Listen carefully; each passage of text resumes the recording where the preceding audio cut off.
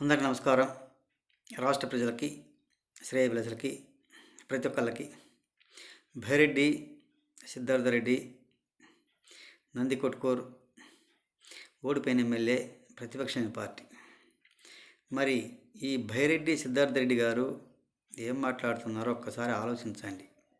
అంటే వాళ్ళు ప్రజలకు మేలు చేయడానికి మాత్రం కాదు,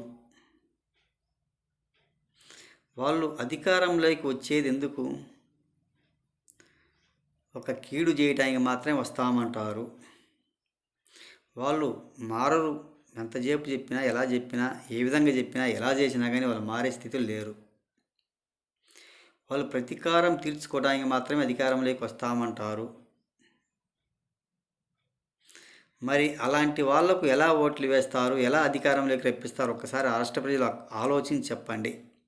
వాళ్ళు ఏమన్నా కావాలా?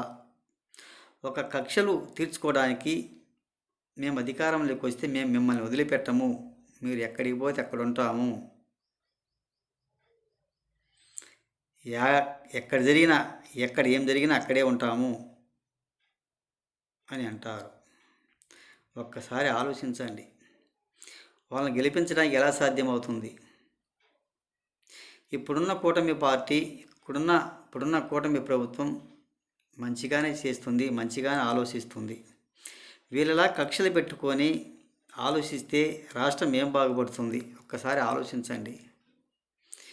ఏది ఏమైనా వాళ్ళు మాట్లాడే తీరు, మాట్లాడే భాష అదేదో ఈవీవి సత్యనారాయణ డైరెక్షన్లో ఏ సినిమాలాగా చేయాలనుకున్నారో, లేక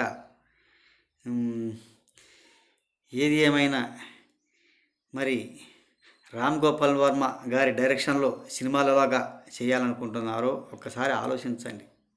అలా చేస్తే చాలా మంచిది కాదు. అది కక్షపూర్వకంగా కక్ష పెట్టుకొని చేస్తున్న పనితనం. గత ప్రభుత్వం అధికారంలో ఉన్నప్పుడు కూడా వాళ్ళు అదే ప్రకారంగా చేశారు.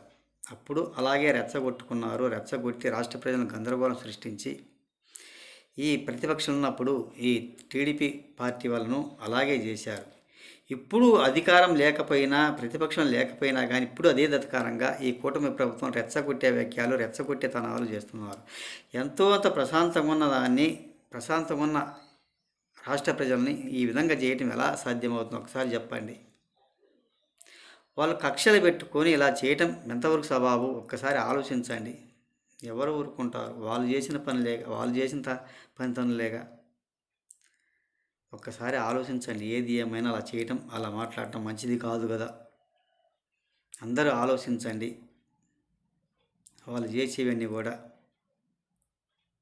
తిరుపతి వెంకటేశ్వర స్వామి లడ్ల ప్రసాదంలో కూడా కల్తీ నెయ్యి కలిపి కల్తీ చేసిన వాళ్ళు కల్తీ ప్రభుత్వంగా మార్చేశారు ఆ ప్రభుత్వాన్ని, ఆ పార్టీని. మళ్ళీ అది కావాలంటారా? ఎవరు ఏ పార్టీ వాళ్ళైనా అధికారంలోకి వచ్చినప్పుడు అలా చేయలేదు. ఒక కల్తీ నెయ్యి తీసుకొచ్చి, ఒక ఆవు నెయ్యి కానీ, ఒక బర్రె కొవ్వు కానీ అలా ఎవరైనా చేశారా? కల్తీ మనుషులు కల్తీగానే ఉంటారు. ఎప్పుడైనా కుట్రలు కుతంత్రాలు అలా ఆలోచిస్తూనే ఉంటారు అధికారంలోకి రావాలని. ఒక్కసారి ఆలోచించండి. అది సబాబైంది కూడా కాదు, మంచిది కాదు.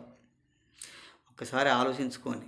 ఎంతసేపు చెప్పినా కానీ అలాగే మాట్లాడితే అలాగే ఉంటారు. కక్షలు తీర్చుకోవడానికి, రాష్ట్ర ప్రజలు అభివృద్ధి కావడానికి, రాష్ట్రాన్ని బాగు చేయడానికి మాత్రం కాదు అని అంటారు. దేవుని ప్రసాదం లడ్లలోనే ఆ విధంగా కల్తీ చేశారంటే రాష్ట్ర ప్రజలు ఎంత భ్రష్టు పట్టించారో ఒకసారి ఆలోచించండి. ఏది ఏమైనా అలా మాట్లాడటం మంచిది కాదు. మా మాట తీరు బాగుండాలి, మా మాట వినాలి, మా కళ్ళే రావాలి, మా పార్టీ అధికారంలోకి రావాలన్న ప్రవర్తనతో వాళ్ళు ఆలోచిస్తూ ఉంటారు ఈ వైఎస్ఆర్సీపీ పార్టీ వాళ్ళు. అది తగునా? వాళ్ళని గెలిపించాలంటే ఎందుకు గెలిపిస్తారు రాష్ట్ర ప్రజలు? ఒకసారి చెప్పండి. వాళ్ళు గెలిపించడానికి కూడా ఆస్కారం లేదు. ఒకసారి గుర్తుపెట్టుకుంది. అధికారంలోకి రావాలంటే రాలేరు.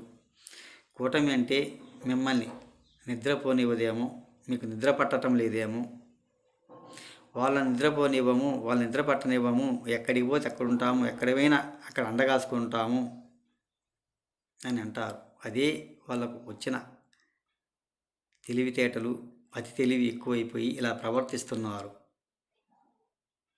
ఒక్కసారి ఆలోచించండి. మీకు నిద్ర పట్టక ఇటువంటి పనికిమాలిన మాటలు మాట్లాడుకుంటుంటారు. వాళ్ళని నిద్రపోనివ్వము అని అంటారు.